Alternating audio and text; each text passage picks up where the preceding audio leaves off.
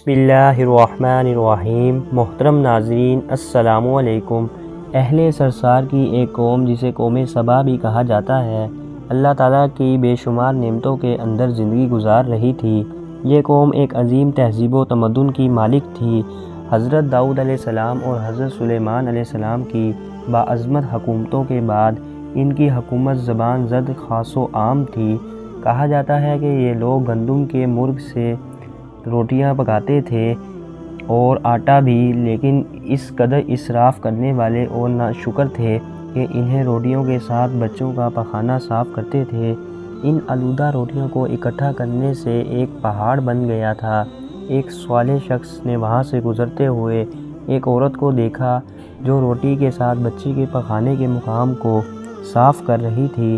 اس شخص نے عورت سے کہا، تیرے اوپر افسوس، خدا سے ڈر، کہیں ایسا نہ ہو کہ خدا تیرے اوپر اپنا غضب ڈھائے اور تجھ سے اپنی نعمت چھین لے۔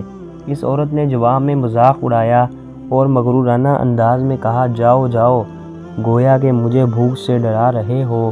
جب تک سرسار جاری ہے مجھے بھوک سے کسی قسم کا کوئی خوف نہیں ہے۔ کوئی زیادہ عرصہ نہیں گزرا تھا کہ اللہ تعالیٰ نے حوث بازو اور اسراف کار لوگوں پر اپنا غضب ڈھایا۔ پانی جو کہ زندگی کی بنیاد ہے ان لوگوں سے چھین لیا تھا۔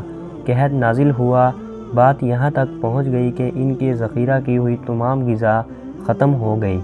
آخر کار وہ مجبور ہو گئے کہ انہیں آلودہ روٹیوں پر ٹوٹ پڑیں جو ان لوگوں نے اکٹھی کر کے پہاڑ کے مانند ڈھیر لگایا ہوا تھا، بلکہ وہاں سے روٹی لینے کے لیے صف لگتی تھی تاکہ ہر کوئی وہاں سے اپنے حصے کی روٹی لے سکے۔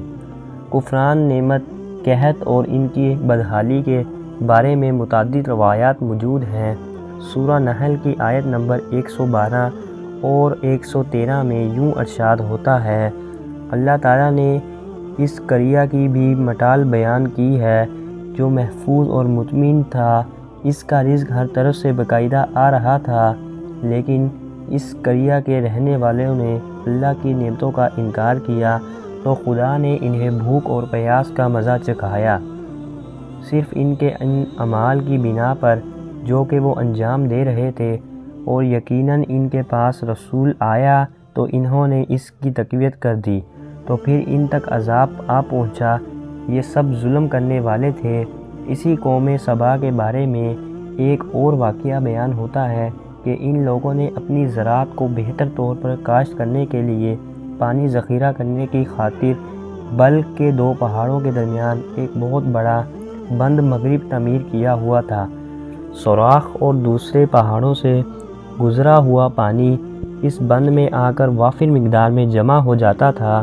قوم سبا نے اسی پانی سے صحیح طور پر استفادہ کرتے ہوئے وسیع و عریض اور بہت سی خوبصورت باغات لگائے اور کھیتی باڑی کو رونق بخشی۔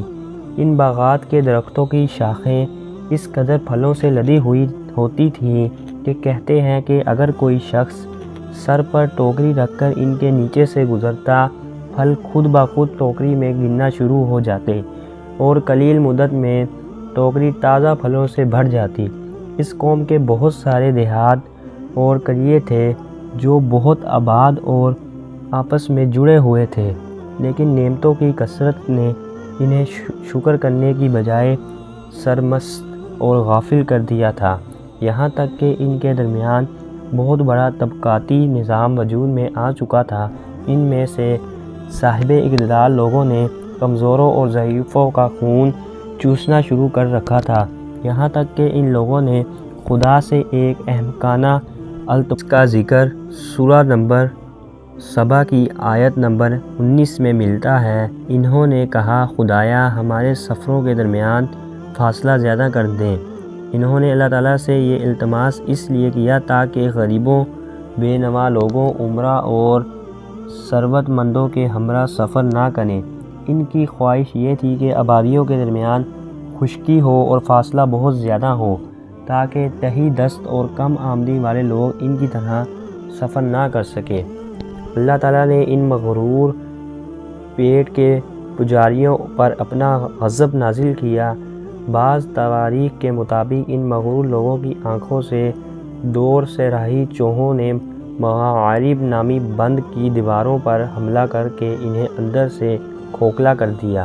ادھر سے بارش زیادہ ہوئی جن کی وجہ سے سیلاب آ گیا۔ بند میں پانی بہت زیادہ اکٹھا ہو گیا۔ اچانک بند کی دیواریں ٹوٹی۔ اس سے ایک بہت بڑا سیلاب آیا جس میں تمام دیہات، آبادیاں، مالی مویش، باغات، کھیتیاں، ان کے محل اور گھر پانی میں غرق ہو کر نابود ہو گئے۔ ان کے باغات اور زراعت میں سے صرف کچھ پیالیاں اور بیری کے درخت اور کچھ جھاڑیاں بچی تھیں۔ خوش حال پرندے وہاں سے کوچ کر گئے تھے، جبکہ اور کووں نے قوم سبا کے کھنڈرات میں اپنے گھونسلے بنا دیے تھے۔ اس بات کا ذکر سورہ سبا کی آیت نمبر 15 اور 16 میں ملتا ہے، اور آخر میں سورہ سبا کی آیت نمبر 17 میں قرآن کریم میں اس واقعے کا یوں نتیجہ نکالا ہے: یہ ہم نے ان کی ناشکری کی سزا دی ہے اور ہم ناشکروں کے علاوہ کسی کو سزا نہیں دیتے ہیں۔ امید کرتا ہوں کہ آپ کو آج کی ویڈیو اچھی لگی ہوگی۔ اگر آج کو آپ کی ہماری اچھی ویڈیو اچھی لگی اور مزید اس کو لائک کریں، چینل کو سبسکرائب کریں۔ ملتے ہیں، اللہ حافظ۔